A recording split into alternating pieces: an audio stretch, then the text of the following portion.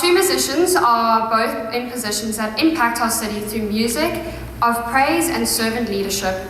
Let's welcome on stage Nagel Myburgh, the leader of Doxa Atuo, and Vince Swanepoel from Father's House. They will be sharing the magic of music with us. Thank you very much.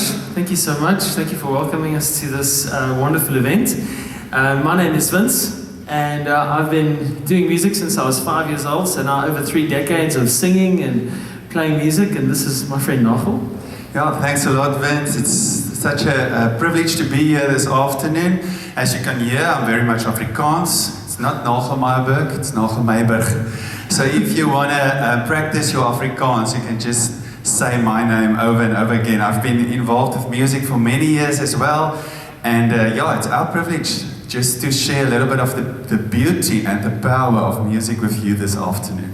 Yeah, great. So today Nagel and I have the pleasure of performing for you, and in order for you to be enriched both emotionally and intellectually, we decided to put some musical principles out in the open for you to enjoy and to extract from it a very important life skill that we hope will help you in your pursuit for life in all of its fullness. So we're going to do some musical stuff, and Nagel's going to play piano, which he does beautifully.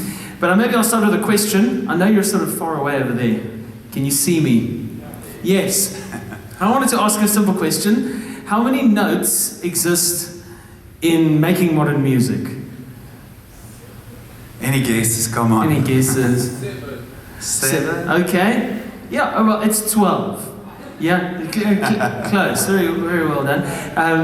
So there are 12. There are 12 true notes that make up all the music which you'll hear on Spotify, iTunes, and all those sorts of things, and the music we'll listen to today. Only 12 notes. So Nagel, which 12 notes are there? Yeah, if you look at a piano, you've got 88 keys, so it looks like a lot of notes, and how do you play them? But like Vince said, there's only 12, and you all know the sound of it, so let me play that to you.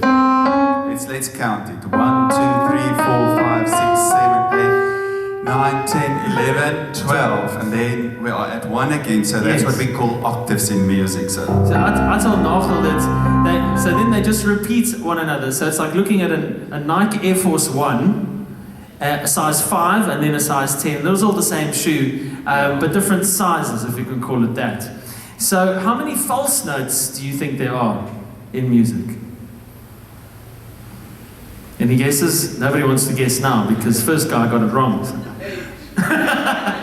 Yes, I like your enthusiasm. But actually, there are an infinite amount of false notes.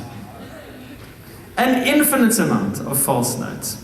Because music, you can divide the notes up in smaller increments. So I'm going to sing a false note for you. So there are only 12 true ones and an infinite amount of false ones you could possibly or potentially sing in music. So maybe Nagel's going to give me 2 notes that are right next to each other on a piano, and I'm going to sing one that's between them, but neither one of them. I'm going to attempt this, okay, while the rain falls. So can you help me here? if Vince gets this right, he deserves a good round of applause, because it's, for us as musicians, it's very difficult to sing false. Okay, so let's try. I'm going to give you the lower note and then the higher one. Okay, the higher one. Together.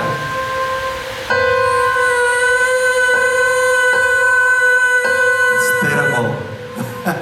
Where's the round of applause, please? It's not easy to do that. So that third note was neither one of them.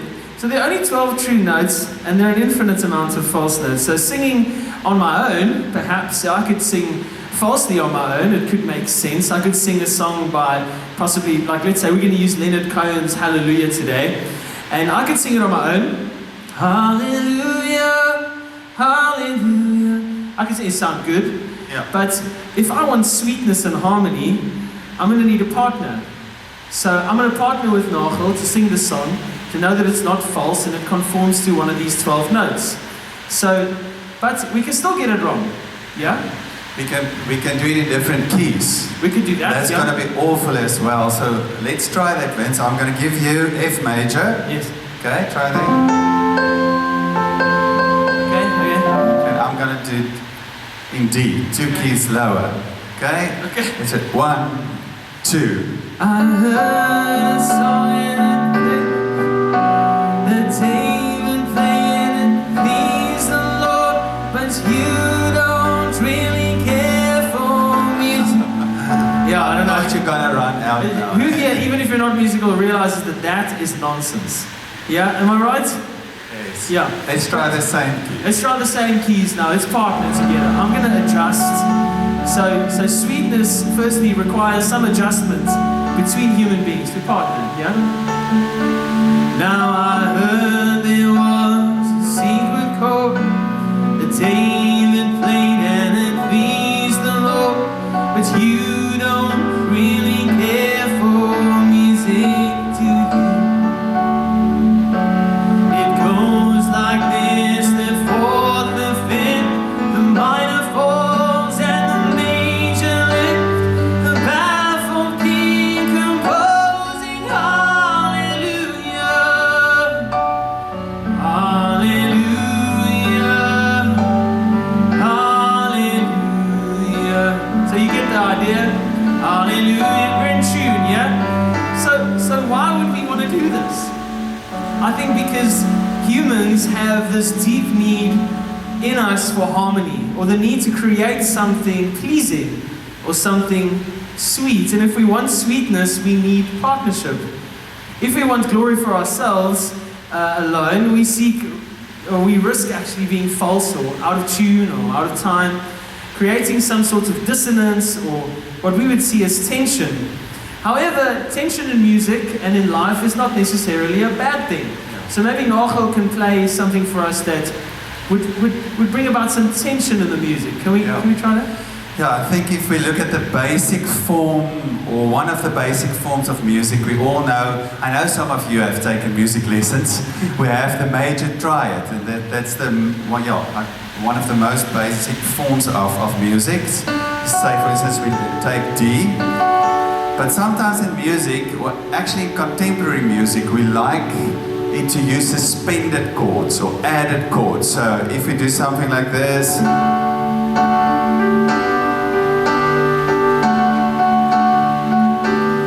I actually said to Vince a little bit earlier, one of my friends, he's a producer, and he doesn't actually use minor chords and all of that. He uses major chords, triads with suspensions, and he creates the most beautiful music just with that. So in music, we need that tension to make the music a little bit more beautiful, because we all want to have, it's the same principle in life, we all want to get to a place of beauty.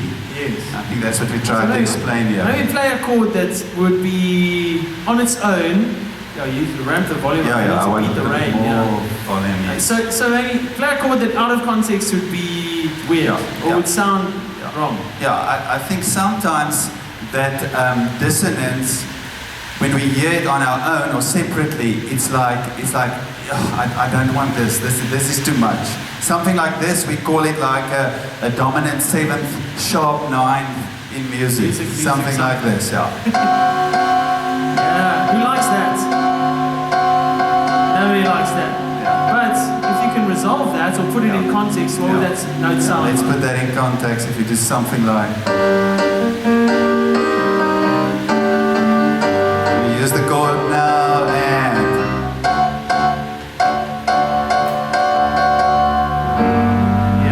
good. I think that's good. So tension in music's not bad if it fits the context, but often tension is necessary to create beauty, as Nagel was saying. Sometimes our friends have to confront us about something, or our lecturers or our family have to confront us about something, or something confronts us in life that causes some tension. Money, the lack thereof, or the abundance thereof. Disagreements or distance will cause tension in your life. But if we conform to these 12 true notes, there are an infinite amount of options out there. But if we put them in the context of 12 true notes, let's say one of them is love for you, or one of them for you is perseverance or patience, or even just seeking peace in a situation, you'll be able to manage the tension and resolve it because you're resting on some notes that are actually true. So played out of context is just nonsense, but when Nagel played it in context, it gave it some beauty. So the arrangement of the notes also really matter. Some arrangements tend to give a sense of melancholy. So maybe we think of the song Hallelujah, and we could sing it in a way that will make you feel sad.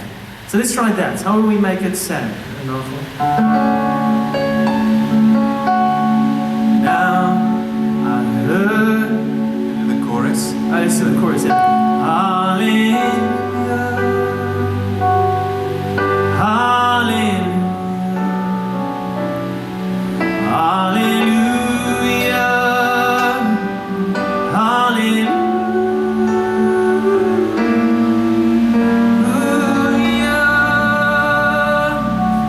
Sense of nostalgia. We can also make the song feel happy. Yeah, we can arrange the notes so it's happy.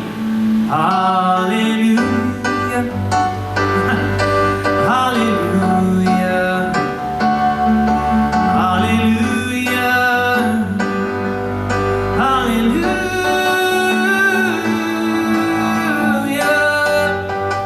Or we could be dramatic and bring a sense of tension. Hallelujah.